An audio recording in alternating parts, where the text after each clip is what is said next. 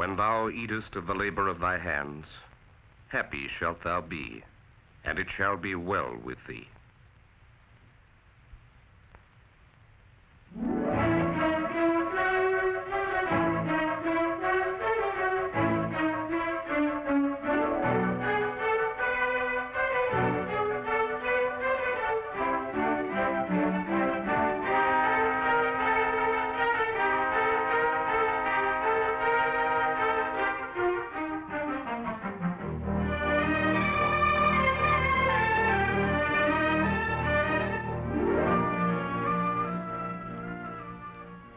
Easy to recognize, aren't they? Ordinary Americans, free men, different yet the same, and all sure they have this right in common: the right to life, liberty, and the pursuit of happiness. Some are smart, some not. Some are successful, some not.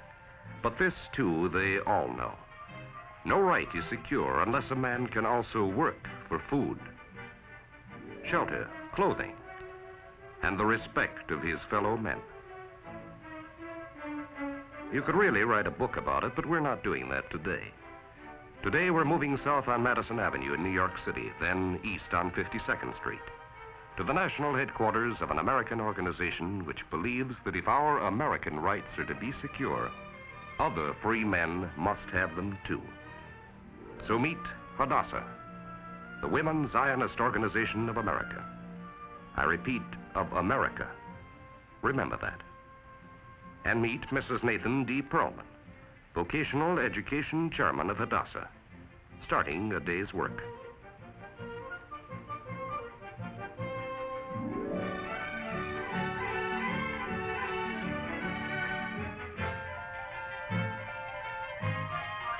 What is it? A kind of volunteer technical aid program to help the youth of Israel, a sister democracy, help themselves by becoming skilled workers. Simple as that.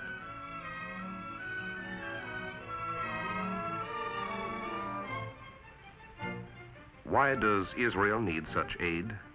Well, take a look. Any American will recognize the shiny white factories, the sprawling vigor, trademarks of a pioneering people.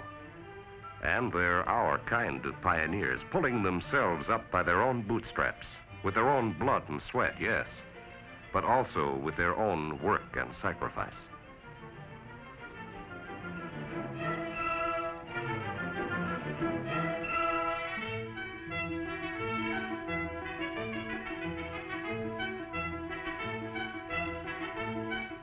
And that's why here in Romema, outside of Jerusalem, Hadassah set up Brandeis Center B. Recognize the name? Louis D. Brandeis, great jurist, friend of labor and of youth. What more natural link between us and the lads from 50 lands who come here for a transformation? Because you can transform a kid in 4 years of study, matching hand to tool, extending into rigid iron and wood the skill he did not know he had. You can make precision workers and mill hands and repairmen and designers from a youth once hopeless because nobody cared enough to tap the riches of their hands and brains.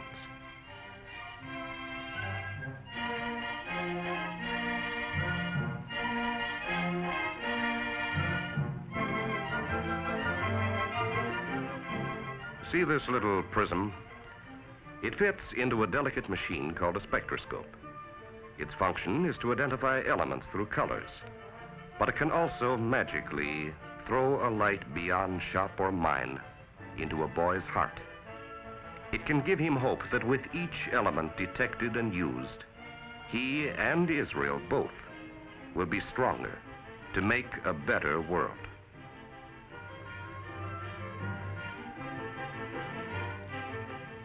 Israel is the land of the book.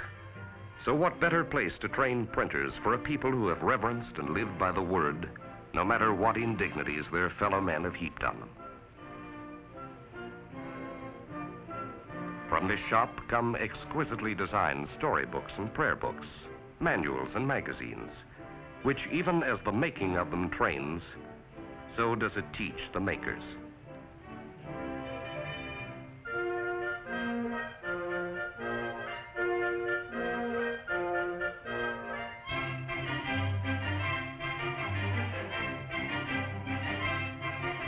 So fine are they, the shop almost supports itself.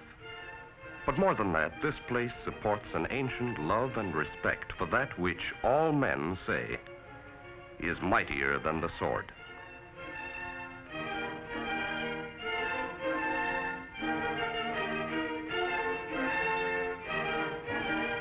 So first, Hadassah trains young workers for industry, making them free to laugh because they love their work, and know that in America, others free as they are thinking how to make them partners in one world, one free society.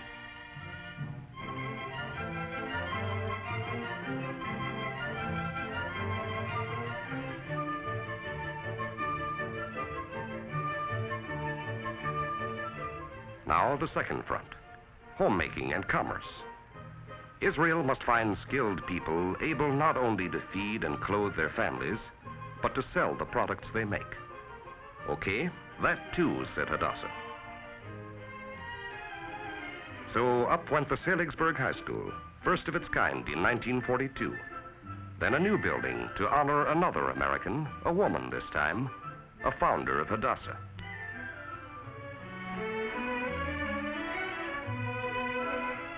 And now, every year, in addition to 4 years of academic work, over 250 students probe the arts and mysteries of business and homemaking. If you've lived as a second-class citizen all your life, learning what to eat and how to make it becomes a great career. Bakers and cooks for homes, hotels, and restaurants are also pioneers in Israel.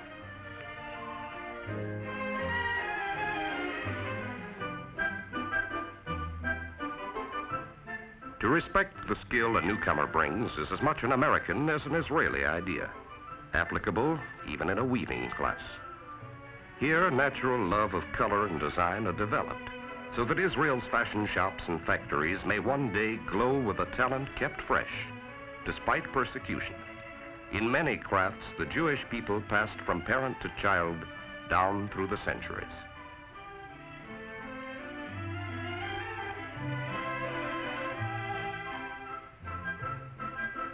And since, where there's commerce, everybody wants a secretary, Israel needs white-collar girls badly. Think what a leap into independence it is for a girl who knew only drudgery before she came, to realize that her hands on the keys advance not only herself, but her country's economy.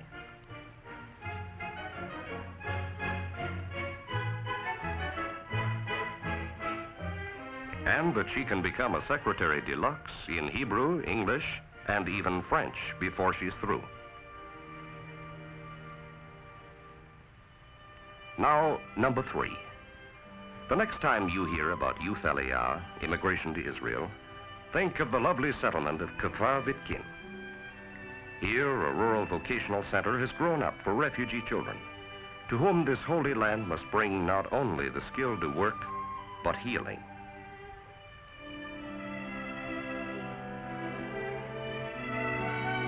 From cooperative villages all over Israel they come for 6 weeks to learn all the rural arts. Poultry raising, egg production, marketing, grading, animal husbandry, child care, tooling. Great stress is put on mechanical skills which mesh the farmer with the 20th century. Israel's farms and their tool sheds are a lifeline which runs through this Hadassah project too.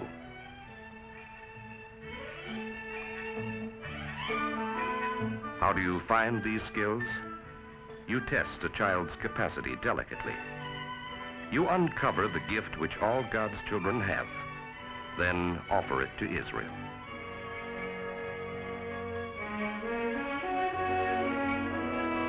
And that's how a boy from Morocco who never saw a field, and others from Yemen and Syria and European lands who never held a steering wheel before, become firm friends to farmers in America, whose tractors and red reapers do the same good work for the same good earth in Israel.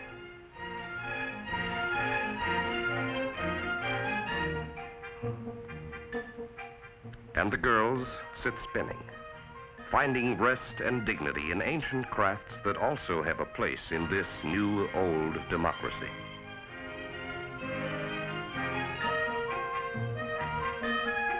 There's one last spot you must also see. Hatuv, an interim settlement where, though it's fast doing better, Israel must still house the children and the families for whom a final home is not yet built. Here, and in 3 other places, working with its medical organization and youth aliyah, Hadassah extends a hand to children who must be taught the very fundamentals of the joy of work.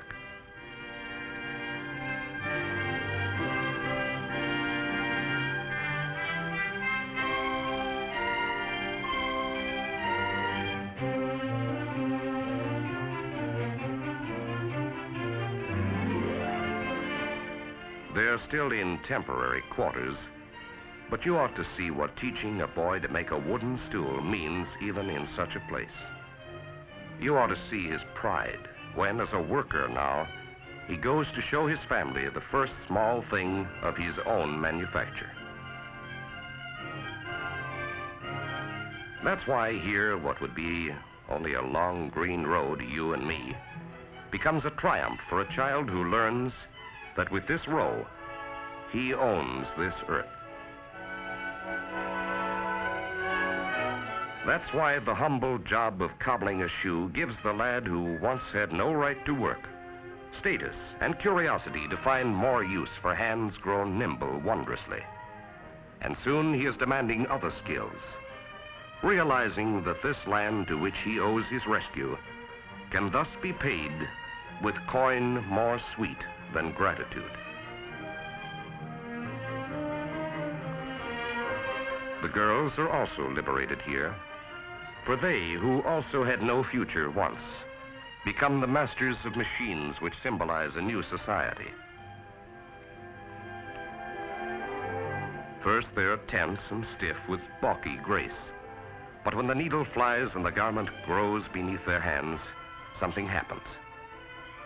It's hard to define. You must see it reflected in a mother's face and in her child's. As you must see, watching boys at the primitive job of dressing stones, how work becomes absorbing even to those who never knew its value. How, when the wall is planned and the road is lined, they realize with wonder that somehow they have made a new horizon.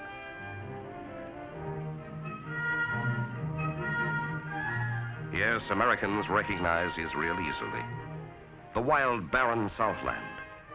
The exhilarating stench of oil struck in an oil-hungry land. The derricks piercing the land and the sky.